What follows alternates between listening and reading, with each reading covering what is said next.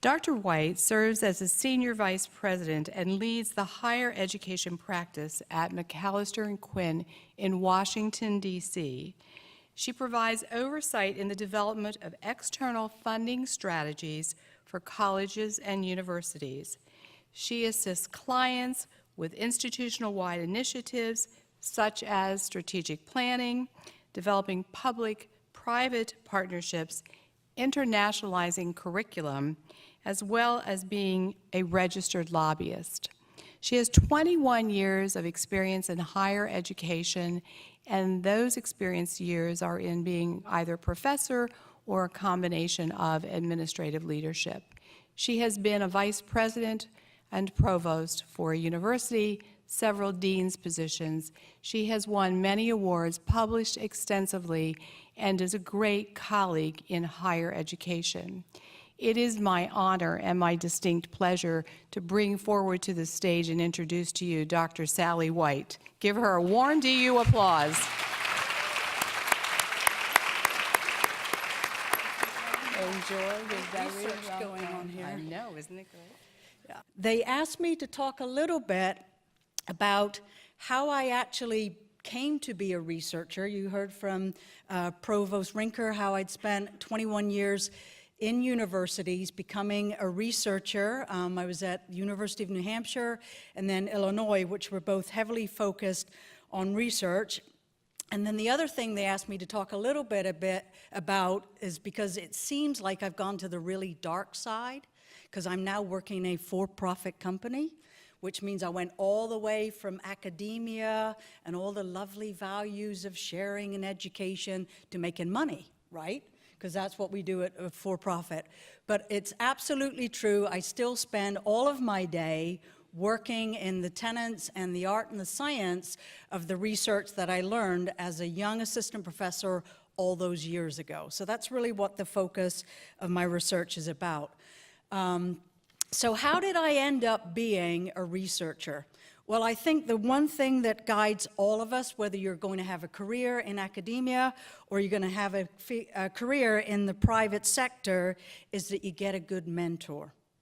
All right? It all starts, and some of you sitting here tonight know exactly what I'm talking about because you've had the opportunity over the last several months to work with faculty at Davenport University who've really guided your thinking, guided you systematically through the process of coming up with these fabulous posters that both AJ and I saw today, and also the folks that were doing on the video conferencing. That's kind of like doing an oral poster presentation, right? So that's really cool as well. So I think the one thing that I was very fortunate early on in my career was to have had mentors. And I think they even started for me in my undergraduate education and all the way through, believe it or not, to the point where I was an academic administrator. I've still been mentored along the way by various people. So what does a good mentor have to have? Well, one of the things that they have to have is they have to be considered an expert, right? They have to be an expert in the area that you're working with them. The other thing that a good mentor has to have is they have to be personally and professionally involved in your growth. So they're really behind the scenes facilitating your careers, your competencies, your inquisitiveness, and wanting to be a really good learner, somebody who's interested in taking on new challenges and being very, very satisfied with learning new skills. And sometimes learning new skills are very challenging. So it seems like it's insurmountable at the beginning, but as you become mentored through the process, you realize that you too can grow into this kind of professional. And the other thing that I always jokingly say, but it's critically important, is that your mentor needs to be candid. And sometimes you don't want to hear it, but nonetheless, your mentor has to be candid. They have to be able to tell you, gee, really, I don't think so, right? When you're working and doing. So I want to give you just a kind of little snapshot of two people who have been great mentors for me throughout my career. And whenever you come across a mentor, they're really helping you a certain developmental phase in your career. So they all provide different skills. Right? They come to give you different knowledge and provide you with different skills. So one of the things that I knew early on in my career is generating knowledge, adding to the existing body of literature is what a researcher does. And to do that, you have to really grapple with, how do I come up with great ideas?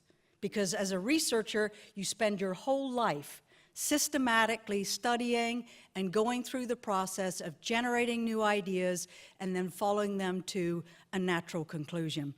And I was very fortunate early in my career when I was at the University of New Hampshire to run across Joan Duda, who was an associate professor at Purdue University. She and I met at a conference, actually, in Seattle, Washington in 1989, which already you can do the math, has dated me, right? I was a little assistant professor in 1989. But nonetheless, Joan was absolutely amazing at creating research questions. And all of these research questions were grounded in the literature and really formulated based upon past experience and past knowledge.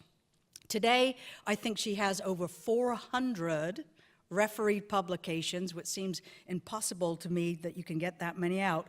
But if you read the work that she's done, most of it is grounded in achievement motivation theory. So she has spent a lifetime and a career, almost like an onion, peeling back the layers of inquiry in this specific area that she's interested, which is achievement motivation. Another area that Joan was really good at is statistics. And I know all of you are math phobic out there, right? You're, oh my goodness gracious, statistics. But nonetheless, learning a skill like that, being able to really use mathematical modeling, apply statistical processes to your research, again, will help you really understand how you can get grounded in the area. The fortunate thing for me is I actually took statistics for my foreign language requirement for my PhD. So Joan and I together were able to apply causal modeling theory, which again, back then was pretty new stuff, to the work that we're doing. So it wasn't uncommon for she and I to be publishing 5 or 6 different articles a year because we were applying this mathematical theory, and we were also very grounded and had a nice line of empiricism of what we were trying to track. So it's really important that early on for me, my mentor was somebody I respected in the field and somebody who really, really understood the process of empiricism, right? So that's one of the things. Another example I want to give you, a very different example, is when I was an academic administrator, the president of Lehigh University was Dr. Gregory Farrington, and it was interesting because in Greg's inaugural speech, he talked about the role of entrepreneurism in higher education, and this was in 1999. And he also talked about that new knowledge was at the intersection of disciplines. So instead of us, and I'd spent a lot of my career being vertical, because I just told you I spent a lot of time studying and researching and going down, but as an academic administrator, Greg encouraged me to start thinking vertically, that new knowledge and innovation was going to be at the horizontal, not at the vertical. And let me give you just an example, because I think you'll get a charge out of this one, of his thinking. So in his inaugural address in 1999, he made the following analogy. Let's suppose for a moment that it's the 1930s. You're captain of the luxury liner, the Queen Mary, steaming across across the Atlantic from London to New York. Suddenly, you hear a low drone, not the ones we think about today, right? You look up and see a Pan Am clipper winging its way from London to New York. Would you realize that the age of steamships is about to come to an end? Would you realize that, would the steamship company understand that its business is actually transportation, not ships? Would the passenger guest that's seated at the captain's table or strolling on the deck or carrying steamship trunks realize that their days at sea were about to become a 6-hour flight in row 17, a window or an aisle, not the middle, please? All right, that's a great example. This example, I still think, is happening in academia today, because if we're not constantly innovating and trying to find new ways of thinking and trying to develop new best practices, we're not keeping ourselves relevant. And being a researcher is also about being relevant.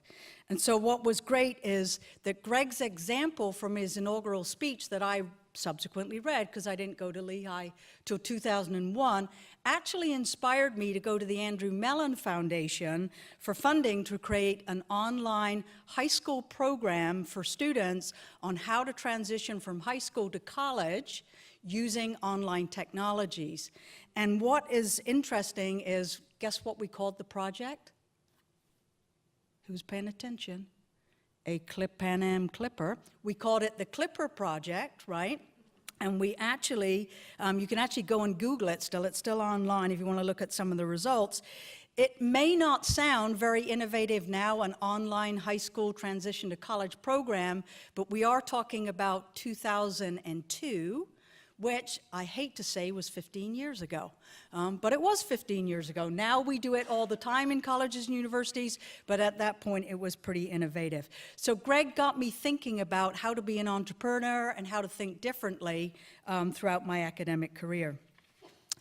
How do I use my research skills today? Well, as Dr. Rinker told you, I spent a lot of my time, energy, and effort working with colleges and universities, helping them navigate through all of the different federal agency opportunities.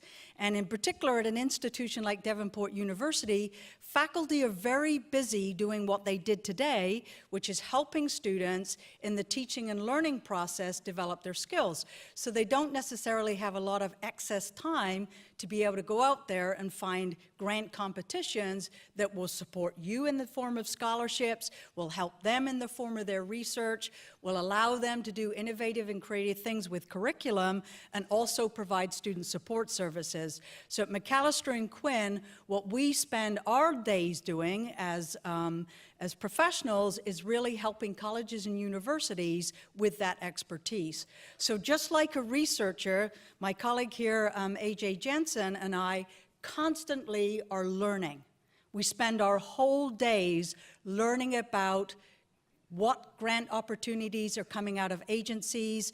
Do they fit the profile with our colleges and universities? Are there trends? We do a lot of trend analysis, looking at, are they funding right now private colleges in this competition versus publics? Are they funding more in history than they are in political science? Are they doing more with rural, large universities versus suburban, urban universities, and so forth? So we apply the skills of data analysis. All heard about that in your research, right? So we apply our skills of data analysis on the research competitions that we see coming out. Another thing that we're highly involved with is strategy, and I think, again, you heard them talk about one of the things that I do is strategy. If I was a researcher and I decided I'd just go in the lab and whip up an experiment, how successful do you think I would be in a career of being a researcher? Not very, right? So most researchers have a 5-year plan. So again, I took that idea into McAllister and Quinn, and all of my clients have 12-month strategies. We have strategies on what it is we're going to seek, where we're going to seek it, how we're going to seek it. I've done trend analysis. I know exactly who they're funding, what they're funding, and AJ and I are experts in these solicitations. We spend a lot of time, energy, and effort understanding the nuances of these competitions. And we bring all of that to bear for our clients on the work that we do. So I don't think I'm so far away from being a researcher than I was when I was way back when, being a social scientist at the University of New Hampshire particularly.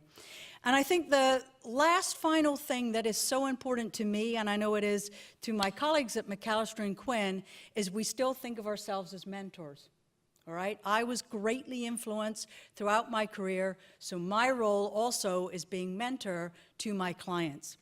And I think that one of the things that gives us enormous pleasure and satisfaction is when you guys win, when Davenport University gets a grant, funds student scholarships, allows faculty to do research like you guys are doing in the laboratory over there. It allows us to look at curriculum and make new, innovative, creative curriculum, and it also provides student support service.